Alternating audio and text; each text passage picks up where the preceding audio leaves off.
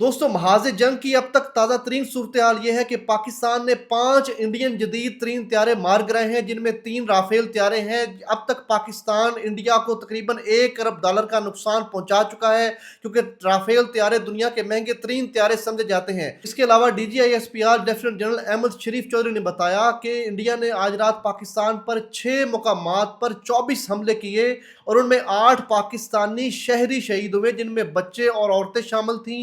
India की जानब से पाकिस्तान की मसाजिद को निशाना बनाया गया।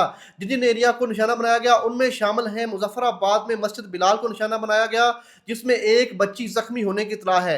इस तरह कोटली में मस्जिद अब्बास को निशाना बनाया गया। इसके अलावा मुरीद के में भी एक मस्जिद को निशाना बनाया गया, जहां पर एक हमारा शहरी शहीद हुआ और 2-3 जख्मी हैं। इसके अलावा कोटली लहारा में एक गांव है जहां पर एक गोला आकर गिरा, और शक्करगढ़ में भी एक डिस्पेंसरी को निशाना बनाया गया, उसको भी नुकसान पहुंचा है। तो पाक फजाइया ने उसके जवाब में रिटेलिएट करते हुए 5 इंडियन त्यारे मार गिराए हैं।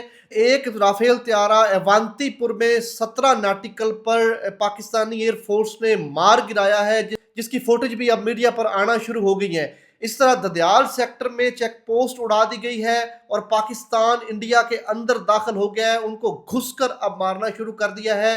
शदीद तरीन लड़ाई जारी है। राजस्थान, सियालकोट, मुजफ्फराबाद और बहावलपुर में भरपूर किस्म के अटैक्स पाकिस्तानी फौज कर रही है और इंशाल्लाह पाकिस्तानी फौज जरूर फतह याब होगी। अब तक की जो सूरत हाल है, इंडिया को हजीमत का सामना है। पठानकोट का एयरपोर्ट पाकिस्तानी फौज ने मुकम्मल तौर पर तबाह कर दिया है। श्रीनगर का एयरपोर्ट तबाह कर दिया है। इंडिया को बहुत बड़ी हजीमत का सामना है, लेकिन वो उनका मीडिया अब ये दिखा नहीं रहा।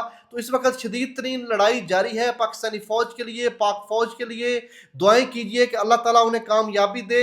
अगर पाकिस्तान है तो हम सब हैं, अगर पाकिस्तान नहीं है तो कुछ भी नहीं है। इंडिया को अब तक ये समझ आ जानी चाहिए थी कि पाकिस्तान को फलस्तीन ना समझा जाए। यहाँ पर हमारे जदीद तरीन सिस्टम मौजूद है और सबसे बढ़कर हम मुसलमान हैं और हमारे अंदर शहीद होने का जज्बा है और हम भरपूर तरीके से अपने मुल्क का दिफा करेंगे। दोस्तों ये थी अब तक की सूरत हाल। अब मजीद अपडेट्स के लिए मेरे पेज बिलाल लतीफ़ एडवोकेट को फेसबुक पर फॉलो करें, मेरे चैनल बिलाल लतीफ़ एडवोकेट को यूट्यूब पर सब्सक्राइब करें। मुझे आप इंस्टा टिकटॉक पर भी फॉलो कर सकते हैं ताकि मजीद अपडेट्स आप तक पहुंचते रहें। Thank you so much.